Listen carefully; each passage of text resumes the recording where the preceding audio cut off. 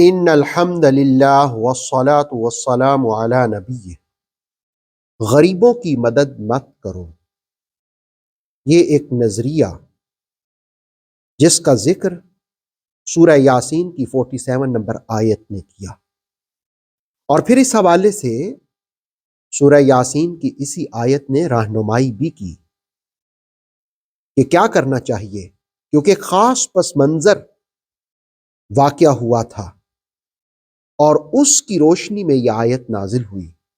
آئیے پہلے آیت کا ترجمہ اور پھر اس شان نزول کو بھی جانتے ہیں جس کے پس منظر میں یہ آیت رسول کریم علیہ الصلاۃ والسلام کے قلب اطہر پر نازل ہوئی۔ وَإِذَا قِيلَ لَهُمْ، اور جب ان سے کہا گیا، انفقوا، خرچ کرو، مما رزقکم اللہ، جو اللہ نے تمہیں دے رکھا ہے، قال الذین کفروا، تو کافروں نے کہا، للذین آمنوا، مسلمانوں سے، انطعم، کیا ہم انہیں کھلائیں، من لو یشاء اللہ اطعم، جنہیں اگر اللہ چاہتا تو خود کھلا دیتا، ان انتم الا فی ضلال مبین، تم تو نہیں مگر کھلی گمراہی میں۔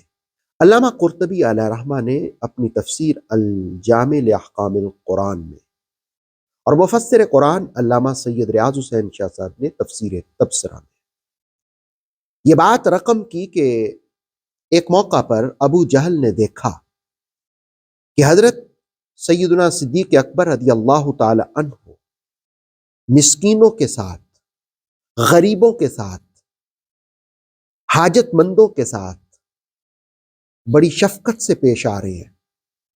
یقیناً یہ رسول کریم صلی اللہ علیہ وآلہ وسلم کی تربیت کا نتیجہ تھا کہ جو اغنیاء ہوتے وہ غریبوں کی مدد کرتے، ان کے ساتھ شفقت کرتے۔ ابو جہل کہنے لگا کہ کیا اللہ اس بات پر قادر نہیں ہے کہ وہ انہیں خود کھلا دے، خود عطا کر دے، غریبوں کو، مسکینوں کو، ضرورت مندوں کو، حاجت مندوں کو؟ تو حضرت ابو بکر صدیق رضی اللہ تعالیٰ عنہ نے کہا کہ ہاں، وہ قادر ہے کہ وہ خود غریبوں کو عطا کر دے، وہ خود ضرورت مندوں کی ضرورت کو پورا کر لے، لیکن اللہ رب العالمین نے فقر اور غنا ہر دو میں انسان کو آزمایا ہے۔ جو فقر میں ہوتا ہے اس کو اس طرح آزمایا ہے کہ وہ اپنے فقر پر کتنا صبر کرتا ہے، اور جو غنی ہوتا ہے، جو دولت والا ہوتا ہے، جو مال والا ہوتا ہے، اس کو اس انداز میں آزمایا ہے کہ کیا وہ ضرورت مندوں کی، غریبوں کی مدد کرتا ہے یا نہیں کرتا۔ آپ نے فرمایا کہ وہ آگے سے کہنے لگا نہیں، تم تو کھلی گمراہی میں ہو۔ اللہ رب العالمین نے یہ آیت نازل کی اور فرمایا وَإِذَا قِيلَ لَهُمْ أَنفِقُوا، اور جب ان سے کہا جائے کہ خرچ کرو، مما رزقکم اللہ، جو اللہ نے تمہیں عطا فرمایا ہے، قال الذین کفروا، تو کافر کہتے ہیں، للذین آمنوا، مسلمانوں سے، انطعم، کیا ہم انہیں کھلائیں، من لو یشاء اللہ اطعم، اگر اللہ چاہتا تو انہیں خود ہی عطا کر دیتا۔ اللہ رب العالمین نے ان کا نظریہ بیان کیا اور پھر فرمایا کہ ان انتم الا فی ضلال مبین، تم نہیں ہو مگر کھلی گمراہی میں۔ یعنی حضرت ابو بکر صدیق رضی اللہ تعالیٰ عنہ کی بات کو سمجھنا ہوگا۔ انہوں نے کہا کہ جس کو دولت دی جاتی ہے اس کو بھی آزمایا جاتا ہے، جس کو نہیں دی جاتی اس کو بھی آزمایا جاتا ہے۔ دولت والوں کے لیے ہے انفاق فی سبیل اللہ، وہ خرچ کریں۔ اسلام اقتصادی ضروریات محتاجوں کی پوری کرنے کا حکم دیتا ہے۔ اسلام کسب یعنی کمانے سے منع نہیں کرتا، لیکن اس کے ساتھ ساتھ خرچ کرنے کی ترغیب دلاتا ہے، کھانا کھلانے کی رغبت دلاتا ہے، عطا کرنے کی تعلیم دیتا ہے، نوازنے کی تعلیم دیتا ہے۔ اور اگر سیرت میں خرچ کرنے کی خصلت نمایاں نہ ہو تو شخصیت کی نشو و نما نہیں ہوتی۔ شخصیت کی نشو و نما کے لیے ضروری ہے کہ خرچ کرنے کی عادت ہو۔ مولانا نعیم الدین مراد آبادی اور امام رازی نے لکھا کہ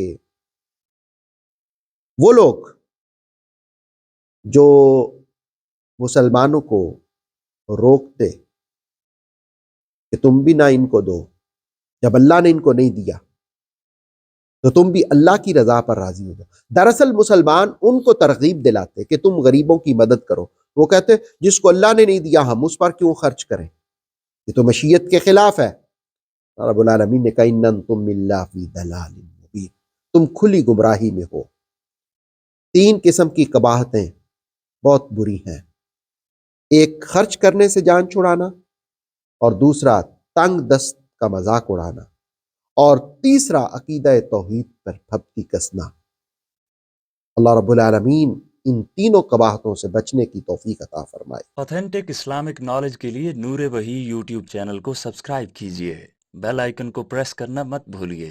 نور وحی فیس بک، انسٹاگرام اور ٹک ٹاک پیج کو بھی فالو کیجیے تاکہ ہماری ہر نیو ویڈیو آپ تک بر وقت پہنچ سکے۔